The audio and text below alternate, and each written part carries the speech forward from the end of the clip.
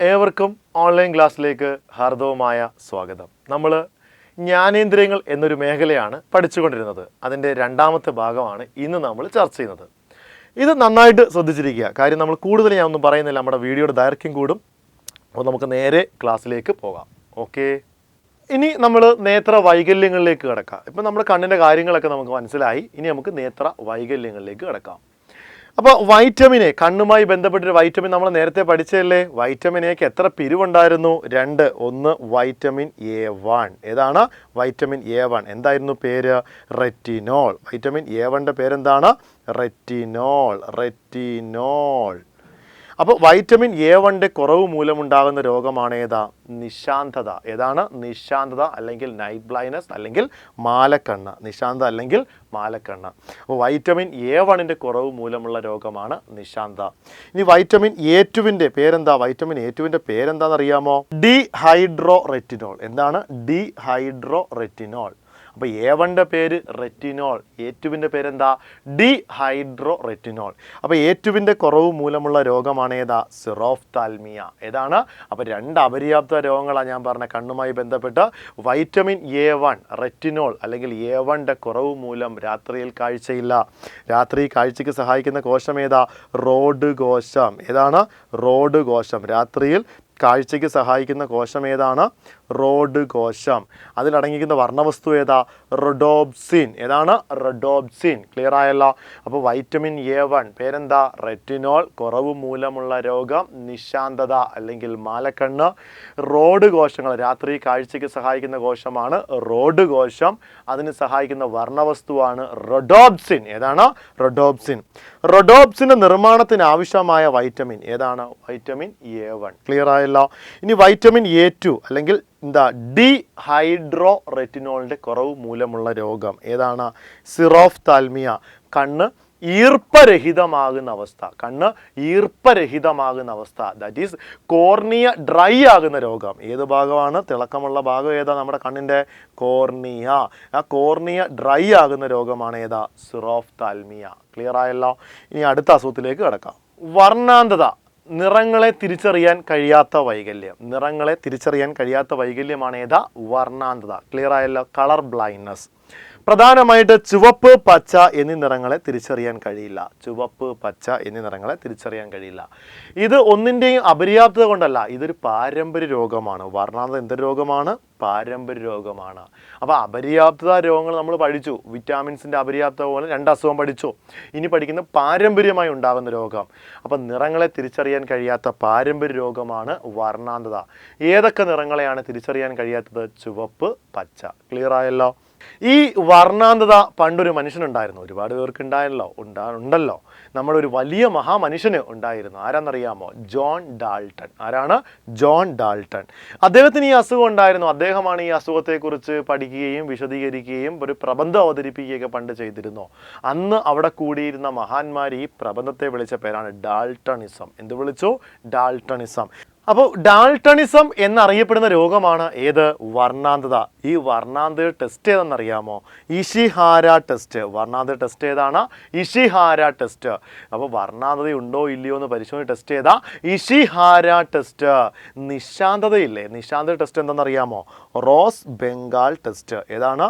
Rose bengal test. Rose bengal test. Clear ആയല്ലോ? അപ്പം നിശാന്തതയുടെ രോഗനിർണയ ടെസ്റ്റാണ് റോസ് ബംഗാൾ ടെസ്റ്റ്. വർണ്ണാന്തത ടെസ്റ്റാണ് ഏതാ? Ishihara test. ഏതാണ്? Ishihara test. അപ്പം നിശാന്തത ടെസ്റ്റ് ഏതാ? Rose bengal test. ക്ലിയർ ആയല്ലോ? മനസ്സിലായല്ലോ? ഇനി കാഴ്ചശക്തി പരിശോധിക്കുന്ന ടെസ്റ്റ് ഉണ്ട്. കാഴ്ചശക്തി പരിശോധിക്കുന്നത് എങ്ങനെയാ? Visual activity scan measured by using Snellen chart പരിശോധന. ഏതാണ്? അപ്പോൾ കാഴ്ചശക്തി പരിശോധിക്കുന്ന ടെസ്റ്റ് ഏതാണ്? സ്നെല്ലൻ ചാർട്ട് പരിശോധന. ഏതാണ്? സ്നെല്ലൻ ചാർട്ട് പരിശോധന. അപ്പോൾ കാഴ്ചശക്തി പരിശോധന ടെസ്റ്റ് ഏതാണ്? സ്നെല്ലൻ ചാർട്ട് പരിശോധന. മനസ്സിലായാലും ഇത്രയും കാര്യങ്ങൾ. അപ്പോൾ അടുത്ത വൈകല്യത്തിലേക്ക് കടക്കാം. അപ്പോൾ ദീർഘദൃഷ്ടി അല്ലെങ്കിൽ ലോങ് സൈറ്റ്. ദീർഘദൃഷ്ടി അല്ലെങ്കിൽ ലോങ് സൈറ്റ് നമുക്ക് നോക്കാം. ആ പേര് പോലെ തന്നെ ഉള്ളൂ. എന്താണ്? Long site. ദൂരെ കാണാം, ലോങ് കാണാം, അടുത്തുള്ളത് കാണാൻ കഴിയില്ല. അപ്പോൾ ദൂരെയുള്ളത് കാണാം, അടുത്തുള്ളത് കാണാൻ കഴിയില്ല. സിമ്പിളാണേ. ദൂരെ കാണാം, ലോങ് കാണാം. ദീർഘദൃഷ്ടി, ലോങ് സൈറ്റ്. ദൂരെ കാണാം, അടുത്തുള്ളത് കാണാൻ കഴിയില്ല. ഇനി അടുത്തത്, ഇനി വേറൊരു പ്രത്യേകത, നേത്രഗോളത്തിൻ്റെ നീളം കുറയുന്ന രോഗമാണ്. നേത്രഗോളത്തിൻ്റെ നീളം കുറയുന്ന രോഗമാണ്. വ്യക്തമായി മനസ്സിലായില്ല, എനിക്ക് നന്നായിട്ട് അറിയാം. അത് ചിത്രങ്ങളിലൂടെ ആകുമ്പോൾ നമുക്ക് കുറച്ചും കൂടി എളുപ്പമായിരിക്കും. നമുക്ക് അങ്ങനെയൊന്ന് നോക്കാം. കണ്ട ചിത്രം കണ്ട, ഈ ചിത്രത്തിലേക്ക് നോക്കിയേ. നേത്രഗോളത്തിൻ്റെ നീളം നോർമൽ കേസിൽ, നേത്രഗോളത്തിൻ്റെ നീളം നോർമൽ കേസ്, നമുക്ക് ഈ ആദ്യത്തെ ഫിഗർ നോർമൽ കേസാണ് ഈ കാണിച്ചേക്കുന്നത് ഫസ്റ്റ്. ഇതിനകത്ത് നേത്രഗോള നീളം ഇത്രയാണ്. ഈ നേത്രഗോളത്തിൻ്റെ നീളം കുറയുന്നു. അപ്പം നോർമലി പ്രതിബിംബം രൂപീകരിക്കുന്ന എവിടെ? റെറ്റിനയിലാണ്. എവിടെയാണ്? റെറ്റിനയിൽ. ഈ നേത്രഗോളത്തിൻ്റെ നീളം ഇത്രയുണ്ടായിരുന്നു, ആദ്യത്തിൽ ഇത്രയുണ്ടായിരുന്നു. നേത്രഗോളത്തിൻ്റെ നീളം എന്ത് ചെയ്ത്? കുറഞ്ഞു. നേത്രഗോള നീളം എന്ത് ചെയ്തു? കുറഞ്ഞു. അപ്പം ലോങ് സൈറ്റിൽ നേത്രഗോള നീളം എന്ത് ചെയ്യും? കുറയും. പറയുന്ന മനസ്സിലാവുന്നുണ്ടോ? നമ്മുടെ സ്വഭാവം ഇങ്ങോട്ട് വരാൻ പറഞ്ഞാൽ അങ്ങോട്ട് പോകും. അപ്പോൾ ലോങ് സൈറ്റ് എന്ന് പറയുമ്പം അങ്ങ് നീളുകയല്ല, നേത്രഗോള നീളം എന്ത് ചെയ്യും? കുറയും. ക്ലിയർ ആയല്ലോ? അതിൻ്റെ ഫലമായി പ്രതിബിംബം രൂപീകരിക്കുന്ന എവിടെയാണ്? റെറ്റിനയ്ക്ക് പിറകിൽ. റെറ്റിനയ്ക്ക് പിറകിൽ. മനസ്സിലായോ? അപ്പം നേത്രഗോളത്തിൻ്റെ നീളം നോർമൽ കേസ് ഇങ്ങനെ ആയിരുന്നു.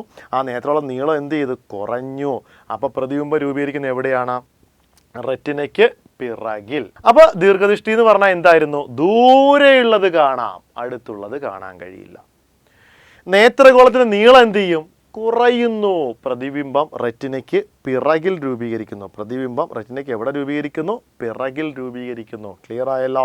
ഇത് പരിഹരിക്കാൻ ഉപയോഗിക്കുന്ന ലെൻസ് അതവിടെ നിൽക്കട്ടെ, അത് നമുക്ക് വേറെ രീതി പഠിക്കാം. ലെൻസുമായി ബന്ധപ്പെട്ട് നമുക്ക് വേണ്ട അക്ഷരങ്ങൾ ഏതൊക്കെയാണ്? നമ്മൾ പറഞ്ഞില്ലേ, കോൺവെക്സ് ബൈ കോൺകേവ്. വെട്ടിക്കളഞ്ഞല്ല, പൊതുവായിട്ട് എന്ത് വെട്ടിക്കളഞ്ഞു? കോൺ. ഇനി ഇവിടുത്തെ ആദ്യത്തെ അക്ഷരം എന്തുവാ? വി. ഇവിടുത്തെ ആദ്യത്തെ അക്ഷരം സി. മനസ്സിലുണ്ടോ? അത് ABCD എഴുതാൻ അറിയാമോ? അറിയത്തില്ലേ? നമ്മൾ മറക്കൂലല്ലോ. അപ്പോൾ ABCD എഴുതുന്നു. ABCD ഇങ്ങനെ എഴുതി എഴുതി എഴുതി എല്ലാം എഴുതാൻ സമയമില്ല, ഇങ്ങനെ പോവുകയാണ്. വി. ക്ലിയർ ആയല്ലോ? എയിൽ നിന്ന് അങ്ങ് ദൂരെ കിടക്കുന്ന അക്ഷരം ഏതാണ്? വി ആണോ അതോ സി ആണോ? നമുക്ക് ലെൻസുമായി ബന്ധപ്പെട്ട് വേണ്ട അക്ഷരങ്ങൾ വിയും സിയും ആണ്. ശരിയല്ലേ? എയിൽ നിന്ന് ദൂരെ കിടക്കുന്ന അക്ഷരം വി ആണ്. ക്ലിയർ അല്ലേ? അപ്പോൾ ലോങ് കിടക്കുന്ന അക്ഷരം വി ആണ്. അപ്പോൾ ലോങ് സൈറ്റിന് ഉപയോഗിക്കുന്ന ലെൻസ് ഏതാ? Convex lens. അപ്പോൾ ലോങ് സൈറ്റിന് ഉപയോഗിക്കുന്ന ലെൻസ് ഏതാ? ദൂരെ കിടക്കുന്ന അക്ഷരം വി. ലോങ് സൈറ്റ് പരിഹരിക്കാൻ ഉപയോഗിക്കുന്ന ലെൻസ് ഏതാണ്? Convex lens. അപ്പോൾ ഷോർട്ട് സൈറ്റിന് അടുത്ത് കിടക്കുന്ന അക്ഷരം സി അല്ലേ? അപ്പോൾ ഷോർട്ട് സൈറ്റിന് ഉപയോഗിക്കുന്ന ലെൻസ് ഏതാ? Concave lens. അപ്പോൾ ഒരു പുതിയ ഉദ്യോഗക്കാരെ സംബന്ധിച്ചിടത്തോളം സയൻസുമായി ബന്ധമില്ലാത്തവർക്ക് ഇത് വളരെ ഉപകാരപ്പെടും. അങ്ങനെ പഠിക്കുക, അല്ലാത്തവർ കാണാൻ പഠിക്കുക. എത്ര എന്ന് പറഞ്ഞാൽ നമ്മുടെ മൈൻഡ് നിൽക്കണമെങ്കിൽ ഇങ്ങനെയുള്ള എന്തെങ്കിലും കൊനഷ്ട പരിപാടി നമുക്ക് വേണം. അതിനുവേണ്ടി അതുകൂടെ ചേർത്ത് നമ്മൾ പറഞ്ഞേക്കുന്നത്. അപ്പോൾ ലോങ് സൈറ്റിന് ദൂരെ കിടക്കുന്ന അക്ഷരം ഏതാ? വി. ലോങ് സൈറ്റ് പരിഹരിക്കാൻ. അപ്പോൾ long sight corrected by using convex lens. Clear ആയല്ലോ? ഇനി രണ്ട് മെഡിക്കൽ നെയിം പറഞ്ഞുതരാം. ഒന്ന് ഹൈപ്പർമെട്രോപ്പിയ, മറ്റൊന്ന് മയോപ്പിയ. ഹൈപ്പർമെട്രോപ്പിയ, മറ്റൊന്ന് മയോപ്പിയ. ക്ലിയർ ആയല്ലോ? രണ്ട് പേരുകളിൽ ഏറ്റവും നീളമുള്ള പേര് ഏതാ? ഹൈപ്പർമെട്രോപ്പിയ. നല്ല നീളമുള്ള പേര് ഹൈപ്പർമെട്രോപ്പിയ. ലോങ് സൈറ്റിന് നല്ല നീളമുള്ളൊരു പേര് നോക്കി കൊടുക്കുന്നു. അപ്പോൾ ലോങ് സൈറ്റിൻ്റെ മെഡിക്കൽ നെയിമാണ് ഹൈപ്പർമെട്രോപ്പിയ. ഷോർട്ട് സൈറ്റിൻ്റെ മെഡിക്കൽ നെയിമാണ് ഏതാ? മയോപ്പിയ. അപ്പോൾ ലോങ് സൈറ്റ് ദീർഘദൃഷ്ടി അല്ലെങ്കിൽ hypermetropia, short sight myopia. Clear ആണല്ലോ? മനസ്സിലായല്ലോ? അടുത്തിലേക്ക് പോവാം. ഇതുപോലെ തന്നെയാണ് ഹ്രസ്വദൃഷ്ടി. നമുക്ക് നോക്കാം. ഹ്രസ്വദൃഷ്ടി നോക്കിയേ. ഹ്രസ്വദൃഷ്ടി എന്ന് പറയുമ്പോൾ എന്താണ്? ഈ പറയുന്ന ഷോർട്ട് സൈറ്റ് അല്ലെങ്കിൽ മയോപ്പിയ. നമ്മൾ പറഞ്ഞില്ലേ, മയോപ്പിയ എന്നറിയപ്പെടുന്നു, ചെറിയൊരു പേര്. ഇതിൻ്റെ പ്രത്യേകത ഷോർട്ട് സൈറ്റ് അടുത്തുള്ളത് കാണാം, അടുത്തുള്ള വസ്തുക്കളെ വ്യക്തമായി കാണാം, ദൂരെയുള്ളത് കാണാൻ കഴിയില്ല. അപ്പോൾ ഷോർട്ട് സൈറ്റ് അടുത്തുള്ളത് കാണാം, ദൂരെയുള്ളത് കാണാൻ കഴിയില്ല. ലോങ് സൈറ്റ് ദൂരെയുള്ളത് കാണാം, അടുത്തുള്ളത് കാണാൻ കഴിയില്ല. നേത്രഗോളത്തിന് നീളം എടുക്കാം. നമ്മൾ ലോങ് സൈറ്റ് നേത്രഗോള നീളം എന്ത് ചെയ്യുന്നു? കുറയുന്നു. അപ്പോൾ ഷോർട്ട് സൈറ്റ് നേത്രഗോള നീളം എന്ത് ചെയ്യുന്നു? കൂടുന്നു. നേത്രഗോളത്തിന് നീളം എന്ത് ചെയ്യുന്നു? കൂടുന്നു. അപ്പോൾ ഇത്രയുള്ള നേത്രഗോളം പ്രതിബിംബം രൂപീകരിക്കുന്നത് എവിടെയാണ്? റെറ്റിനയിൽ. എവിടെയാണ്? റെറ്റിനയിലാണ് രൂപീകരിക്കുന്നത്. ഇത്രയാണ് നേത്രഗോളത്തിൻ്റെ നീളം. ഈ നേത്രഗോളത്തിൻ്റെ നീളം എന്ത് ചെയ്യുന്നു? ഈ പറയുന്ന ഷോർട്ട് സൈറ്റ് നേത്രഗോള നീളം എന്ത് ചെയ്യും? കൂടുന്നു. ഏതാണ്? കൂടുന്നു. ഈ ബ്ലൂ കളർ കണ്ട കൂടുന്നു. അതിൻ്റെ ഫലമായി പ്രതിബിംബം എവിടെയാണ് രൂപീകരിക്കുന്നത്? റെറ്റിനയ്ക്ക് മുന്നിൽ. അപ്പം നേത്രഗോളത്തിൻ്റെ നീളം കൂടുന്ന രോഗമാണ് ഏതാ? ഈ പറയുന്ന ഷോർട്ട് സൈറ്റ്. പ്രതിബിംബം റെറ്റിനയ്ക്ക് മുമ്പിൽ രൂപീകരിക്കുന്നു. പ്രതിബിംബം റെറ്റിനയ്ക്ക് എവിടെ രൂപീകരിക്കുന്നു? മുമ്പിൽ രൂപീകരിക്കുന്നു. പരിഹരിക്കാൻ ഉപയോഗിക്കുന്ന ലെൻസ് ഏതാ? Concave lens. ഏതാണ്? Concave lens. ക്ലിയർ ആയല്ലോ? അപ്പോൾ ലോങ് സൈറ്റിന് ഏതാണ്? Convex lens. ഇനി പ്രസ് ബയോപ്പിയ എന്ന് പറയുമ്പോൾ അതിൻ്റെ ആദ്യത്തെ അക്ഷരം എന്താ? പ്രായല്ലേ? പ്രായം ചെന്നവർക്കുണ്ടാകുന്ന രോഗം എന്ന് നമുക്ക് ഓർക്കാം. പ്രായം ചെന്നവർക്കുണ്ടാകുന്ന രോഗമാണ് പ്രസ് ബയോപ്പിയ. പ്രായം ചെല്ലുന്നവർക്കുണ്ടാകുന്ന രോഗമാണ് പ്രസ് ബയോപ്പിയ. പ്രായം ചെല്ലുമ്പോൾ ലെൻസിൻ്റെ ഇലാസ്തികത കുറയുന്നു. എന്ത് കുറയുന്നു? ലെൻസിൻ്റെ ഇലാസ്തികത കുറയുന്നു. പ്രായം ചെല്ലുമ്പോൾ കണ്ണിലെ ലെൻസിൻ്റെ ഇലാസ്തികത കുറയുന്നു. ഈ അവസ്ഥയാണ് ഏതാ? പ്രസ് ബയോപ്പിയ. അപ്പോൾ പ്രായം ചെല്ലുന്നവർക്ക് മാത്രം ഉണ്ടാകുന്ന രോഗമാണ് പ്രസ് ബയോപ്പിയ. ലെൻസിൻ്റെ ഇലാസ്തികത കുറയുന്നു. സംഗതി എന്ന് പറഞ്ഞാൽ എന്താണെന്നറിയാമോ? ഈ പ്രായം ചെന്നവർക്ക് ചെറിയ അക്ഷരങ്ങളെ ഒന്നും കാണാൻ കഴിയില്ല. അവരും ഏത് ലെൻസാണ് ഉപയോഗിക്കുന്നത്? Convex lens. ഏത് ലെൻസാണ് ഉപയോഗിക്കുന്നത്? കോൺവെക്സ് ലെൻസാണ്. അപ്പം ഞാൻ പറഞ്ഞു കോൺവെക്സ് ലെൻസ് ഉപയോഗിക്കുന്ന 2 വൈകല്യങ്ങൾ ഏതാണ്? ഒന്ന് ദീർഘദൃഷ്ടി, ലോങ് സൈറ്റിന് ഉപയോഗിക്കും. മറ്റൊന്ന് പ്രസ് ബയോപ്പിയ. ഈ കോൺകേവ് ലെൻസ് ഉപയോഗിക്കുന്ന ഒരേ ഒരു വൈകല്യം ഏതാണ്? അത് ഷോർട്ട് സൈറ്റ്. ഇത്രയും കാര്യം മനസ്സിലായല്ലോ? ഓക്കെ ആണല്ലോ? ക്ലിയർ ആണല്ലോ? അടുത്ത നമ്മുടെ നേത്ര വൈകല്യമാണ് അസ്റ്റിഗ്മാറ്റിസം. ഏതാണ്? അസ്റ്റിഗ്മാറ്റിസം അല്ലെങ്കിൽ വിഷമദൃഷ്ടി. ഏതാണ്? വിഷമദൃഷ്ടി. അപ്പോൾ അസ്റ്റിഗ്മാറ്റിസം അല്ലെങ്കിൽ വിഷമദൃഷ്ടി. ക്ലിയർ ആയല്ലോ? കോർണിയയുടെയോ നേത്ര ലെൻസിൻ്റെയോ വക്രതയിലുണ്ടാകുന്ന വൈകല്യം മൂലം ആണ് എന്ത് രോഗം ഉണ്ടാകുന്നത്? അസ്റ്റിഗ്മാറ്റിസം. എന്തിൻ്റെയൊക്കെയാണ്? കോർണിയയുടെയോ അല്ലെങ്കിൽ നേത്ര ലെൻസിൻ്റെയോ വക്രതയിലുണ്ടാകുന്ന വ്യത്യാസം മൂലമാണ് ഈ രോഗം ഉണ്ടാകുന്നത്. ഇത് പരിഹരിക്കാൻ ഉപയോഗിക്കുന്ന ലെൻസാണ് സിലിണ്ടറിക്കൽ ലെൻസ്. നിങ്ങൾ ആ പച്ചക്കുതിര സിനിമയിലെ ദിലീപിനെ ഓർമ്മയില്ലേ? ആ ലെൻസാണ് ഏതാ? Cylindrical lens. എന്താ അസുഖം? എന്താ? അസ്റ്റിഗ്മാറ്റിസം, വിഷമദൃഷ്ടി. ദൃഷ്ടിക്ക് വിഷമമുള്ളവർ ഉപയോഗിക്കുന്ന ലെൻസാണ് ഏതാ? Cylindrical lens. എന്താ പ്രശ്നം? കോർണിയയുടെയോ നേത്ര ലെൻസിൻ്റെയോ വക്രതയിലുണ്ടാകുന്ന വ്യത്യാസം മൂലമാണ് ഈ രോഗം ഉണ്ടാകുന്നത്. ഏത് രോഗം? അസ്റ്റിഗ്മാറ്റിസം അല്ലെങ്കിൽ വിഷമദൃഷ്ടി. പരിഹരിക്കാൻ ഏത് ലെൻസ് ഉപയോഗിക്കും? സിലിണ്ടറിക്കൽ ലെൻസ് ഉപയോഗിക്കും. ക്ലിയർ ആയല്ലോ? അടുത്ത നമ്മുടെ വൈകല്യമാണ് തിമിരം അഥവാ കാറ്ററാക്റ്റ്. പൂച്ചറാക്റ്റ് അല്ല, കാറ്ററാക്റ്റ്. അപ്പോൾ തിമിരം അഥവാ കാറ്ററാക്റ്റ്. എന്താണ് തിമിരം? എല്ലാവർക്കും തിമിരം മങ്ങിയ കാഴ്ചകൾ കണ്ടുമടുത്തു, കണ്ണടകൾ വേണം. അങ്ങനെ ഒരു കവിത കേട്ടതല്ലേ? ആ കവിത അറിയാവുന്നവർക്ക് ഇതിൻ്റെ ആൻസറും കിട്ടും.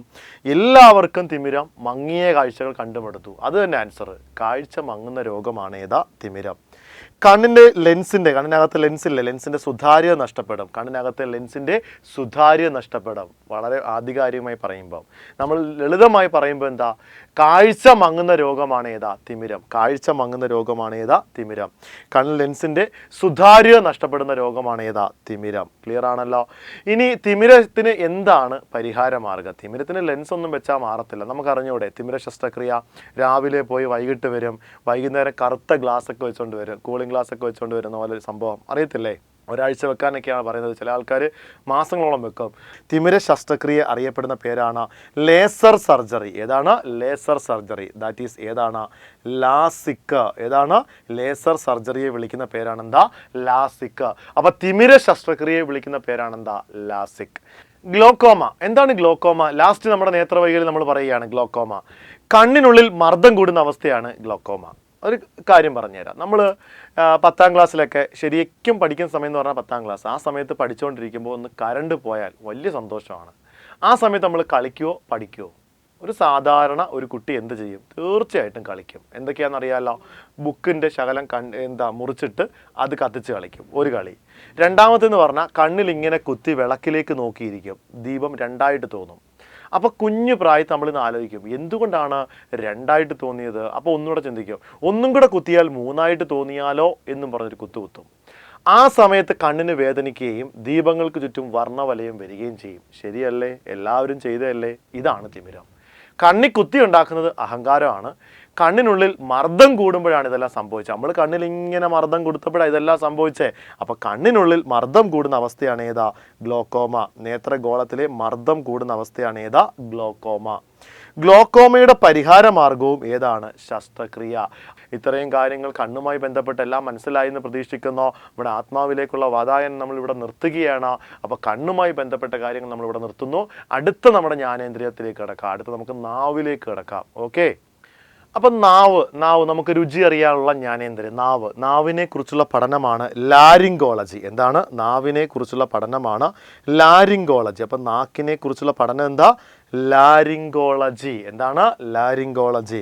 നാവിൻ്റെ ഉപരിതലത്തിൽ, നാവ് നമുക്ക് എന്തിനാ? രുചി അറിയാനല്ലേ? നാവിൻ്റെ ഉപരിതലത്തിൽ ഉയർന്നു നിൽക്കുന്ന ഒരു ഭാഗമുണ്ട്, അതാണ് പാപ്പില്ലകൾ. എന്ത് വിളിക്കും? പാപ്പില്ലകൾ. നാവിൻ്റെ ഉപരിതലത്തിൽ ചെറിയ വിരലുകൾ പോലെയുള്ള ചെറിയ വളർച്ചാ ഭാഗങ്ങളുണ്ട്, അതിൻ്റെ പേരാണ് പാപ്പില്ലകൾ. എന്ത് വിളിക്കും? അപ്പം നാവിനെ കുറിച്ചുള്ള പഠനമാണ് ലാരിങ്കോളജി. എന്താണ്? ലാരിങ്കോളജി. നാവിൻ്റെ ഉപരിതലത്തിൽ ചെറിയ വളർച്ച കാണുന്നു, അതിൻ്റെ പേരെന്താ? പാപ്പില്ലകൾ. ഈ പാപ്പില്ലകൾക്കകത്താണ് ധാരാളം സ്വാദുമുകളങ്ങൾ കാണപ്പെടുന്നത്. അപ്പോൾ പാപ്പില്ലകൾക്കുള്ളിലാണ് എന്ത് കാണപ്പെടുന്നത്? ധാരാളം ടേസ്റ്റ് ബഡുകൾ കാണപ്പെടുന്നത്. ക്ലിയർ ആയല്ലോ? ഇനി നാവിൻ്റെ ചലനവുമായി ബന്ധപ്പെട്ട നാഡി ഏതാന്ന് ചോദിക്കും. ഹൈപ്പോഗ്ലോസൽ നാഡി. അപ്പം നാവിൻ്റെ ചലനവുമായി ബന്ധപ്പെട്ട നാഡി ഏതാ? ഹൈപ്പോഗ്ലോസൽ നാഡി. ഏത് നാഡിയാണ്? ഹൈപ്പോഗ്ലോസൽ നാഡി. ക്ലിയർ ആയല്ലോ? ഇനി നമ്മുടെ രുചികൾ മനസ്സിലാക്കുന്ന ഒരു ജ്ഞാനേന്ദ്രിയമാണ് നാവ്, നമുക്ക് എല്ലാവർക്കും അറിയാം. ഈ രുചികളെ രണ്ടായി തിരിക്കാം, പ്രാഥമിക രുചി എന്നും ദ്വിതീയ രുചി എന്നും. എങ്ങനെ തിരിക്കാം? പ്രാഥമിക രുചികളെന്നും ദ്വിതീയ രുചികളെന്നും. ആദ്യം നമുക്ക് ഈ രുചികൾ എവിടെല്ലാം മനസ്സിലാക്കുന്നു നമുക്ക് നോക്കാം. ഈ ചിത്രം നാവിൻ്റെ ഒരു ഡയഗ്രം നമ്മൾ വരച്ചിരിക്കുക, ഒരു മനസ്സിലാക്കാനുള്ളൊരു ചിത്രം വരച്ചിരിക്കുക. അപ്പം നമുക്കറിയാം നമ്മുടെ രുചികൾ ഏതൊക്കെയാ? ഉപ്പ്, മധുരം, പുളി, കയ്പ്പ്. അപ്പം നിങ്ങൾ എരിവും പറയും. ശരി, ആയിക്കോട്ടെ. ഇതിനു വേണ്ടി ഞാൻ നിങ്ങളുടെ മുമ്പിൽ 5 ആഹാര വസ്തുക്കൾ വെക്കാൻ പോവുകയാണ്. ഒന്ന് പഞ്ചാമൃതം. ഏതാണ്? ഒന്ന് പഞ്ചാമൃതം. എല്ലാവർക്കും അറിയാമല്ലോ, ജാതി മത ഭേദമന്യേ എല്ലാവരും കഴിക്കുന്നതാണ് പഞ്ചാമൃതം. രണ്ടാമതായിട്ട് ഡോക്ടർ തരുന്ന ഒരു സിറപ്പ്, നല്ല കയ്പുള്ള ഒരു സിറപ്പ്. ക്ലിയർ ആയല്ലോ? അപ്പോൾ പഞ്ചാമൃതം വെച്ച് മധുരത്തിന്, കയ്പിന് വേണ്ടി ഒരു സിറപ്പ് വെച്ചു. അടുത്ത ലേശം ഉപ്പ് വെച്ചു, കുറച്ച് ഉപ്പ് വെച്ചു. ക്ലിയർ ആയല്ലോ? ഉപ്പ്. ഇനി നമ്മൾ സ്കൂളിലൊക്കെ പഠിക്കാൻ പോകുമ്പോൾ നമുക്ക് ലഭിച്ച പുളിയില്ലേ, അതായത് റോഡിൽ നിന്നൊക്കെ പറയി കഴിച്ച പുളി, ചിരിക്കേണ്ട, എല്ലാവരും കഴിച്ചിട്ടുള്ള നല്ല തോടുള്ള വല്ല പൊട്ടിച്ചിട്ടെടുക്കുന്ന വാളംപുളിയില്ലേ, വാളംപുളി നല്ല ഇങ്ങനെ ഊരിയെടുക്കുന്ന, അപ്പോൾ മനസ്സിൽ വെള്ളം വന്നല്ലോ, അത് മതി. അപ്പോൾ അത് പുളി വെച്ചിരിക്കുന്നു. ദെൻ അടുത്തത് വെക്കുന്നത് നല്ല എരിവ് കൂടിയ മുളക്, നല്ല ഉജ്ജ്വല മുളക് ആയിക്കോട്ടെ. മുളകിൻ്റെ ഒരു വെറൈറ്റിയാണ് ഉജ്ജ്വല, കേട്ടോ, അതാ അങ്ങനെ പറഞ്ഞേ. അപ്പോൾ നല്ല എരിവ് കൂടിയ ഒരു മുളകും വെച്ചു. ഇനി ഇത് കഴിക്കുന്ന സ്റ്റൈലുകൾ നമുക്ക് നോക്കാം. പഞ്ചാമൃതം കഴിക്കുന്നത് എങ്ങനെയാണ്? പഞ്ചാമൃതത്തിന് എന്താ ഇത്രയധികം ഒരു ടേസ്റ്റ് ഫീൽ ചെയ്യുന്നത്? അതിലടങ്ങിയിരിക്കുന്ന ഇൻഗ്രീഡിയൻ്റ് എല്ലാം നമ്മൾ കഴിക്കുന്നത്, അതിനൊന്നും ഇല്ലാത്തൊരു പ്രത്യേക ടേസ്റ്റ് പഞ്ചാമൃതത്തിനുണ്ട് എങ്കിൽ അത് കഴിക്കുന്ന സ്റ്റൈലാണ് അതിൻ്റെ പ്രത്യേകത. മധുരമറിയുന്ന സ്വാദുമുകളങ്ങൾ ഏറ്റവും കൂടുതൽ കാണുന്നത് നാവിൻ്റെ തുമ്പിലാണ്. മധുരമറിയുന്ന സ്വാദുമുകളങ്ങൾ ധാരാളം കാണുന്നത് നാവിൻ്റെ തുമ്പിലാണ്. പഞ്ചാമൃതം കഴിക്കുന്നത് എങ്ങനെയാണ്? ഇങ്ങനെ കയ്യിലേക്ക് വെച്ച് നാവിൻ്റെ തുമ്പ് കൊണ്ട് നക്കിയെടുക്കുകയല്ലേ.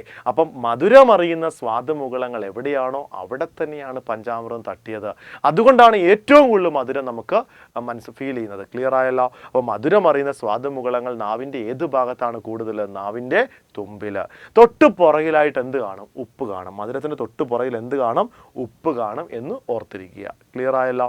ഇനി ഡോക്ടർ തന്ന സിറപ്പ് എടുക്കാം. ഒരു കയ്പുള്ള സിറപ്പ് കഴിക്കുക എന്ന് പറഞ്ഞാൽ ബുദ്ധിമുട്ടാണ്. നമ്മൾ ആദ്യം കഴിച്ചു, നമ്മൾ എന്ത് ചെയ്തു? കയ്പാണെന്ന് മനസ്സിലാക്കി. രണ്ടാം തവണ നമ്മൾ കഴിക്കാൻ കൂട്ടാക്കത്തില്ല.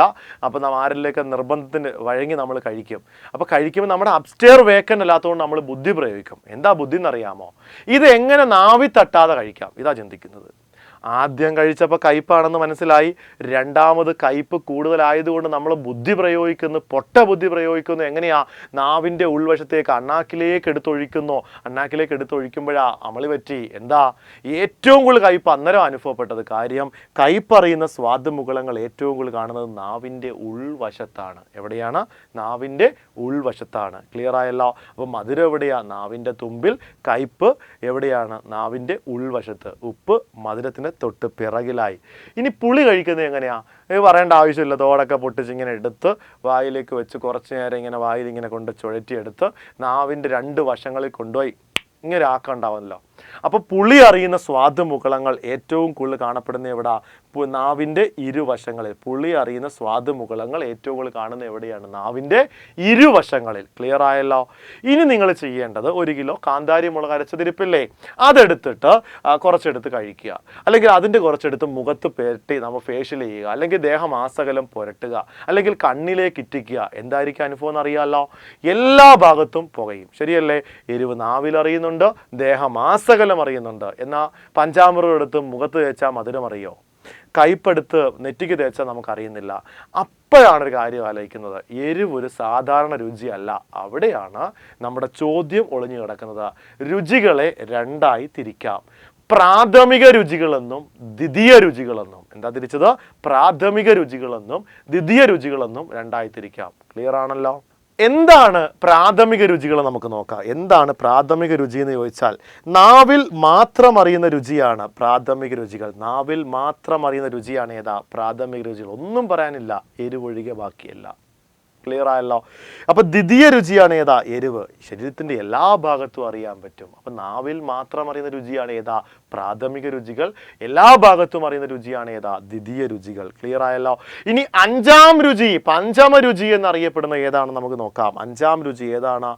ഉമാമി. പഞ്ചമ രുചി എന്നറിയപ്പെടുന്ന ഏതാണ്? ഉമാമി. ഏതാണ്? MSG എന്ന ഷോർട്ട് ഫോമിൽ അറിയപ്പെടുന്ന മോണോസോഡിയം ഗ്ലൂട്ടാമേറ്റ് എന്ന വെളിപ്പേരുള്ള അജീനമോട്ടോന്റെ രുചി ഏതാണ്? അപ്പോൾ ഉമാമി എന്ന് പറഞ്ഞാൽ എന്താണ്? അജീനമോട്ടോ ആണ്. എന്താണ്? അജീനമോട്ടോ ആണ്. ചവർപ്പാണ് എൻ്റെ ടേസ്റ്റ്. ഉമാമി എന്ന് പറഞ്ഞാൽ അഞ്ചാം രുചിയാണ്, അജീനമോട്ടോ ആണ്. MSG എന്ന് ഷോർട്ട് ഫോം ഉണ്ട്, മോണോസോഡിയം ഗ്ലൂട്ടാമേറ്റ്. ക്ലിയർ ആയല്ലോ. നാവിനെ കുറിച്ച് മനസ്സിലായല്ലോ. ഇത്രയേ ഉള്ളൂ നാവുമായി ബന്ധപ്പെട്ട് നമുക്ക് പഠിക്കാനുള്ള മേഖല. ഈ ജ്ഞാനേന്ദ്രിയങ്ങൾ എന്നുള്ള മേഖല നന്നായിട്ട് പഠിച്ച് മനസ്സിലാക്കി വേണം നിങ്ങൾ ഇരിക്കാൻ. പ്രീവിയസ് ക്വസ്റ്റ്യൻസ് നന്നായിട്ട് വർക്കൗട്ട് ചെയ്ത് നല്ല വൃത്തിയെ പരീക്ഷയ്ക്ക് വേണ്ടി തയ്യാറെടുത്തിരിക്കുക. ഇത്രയും കാര്യങ്ങൾ നന്നായിട്ട് പഠിച്ച് മനസ്സിലാക്കിയിരിക്കുക. നമുക്ക് വീണ്ടും അടുത്ത എപ്പിസോഡിൽ നല്ലൊരു ഭാഗവുമായി കണ്ടുമുട്ടാം. നന്ദി, നമസ്കാരം.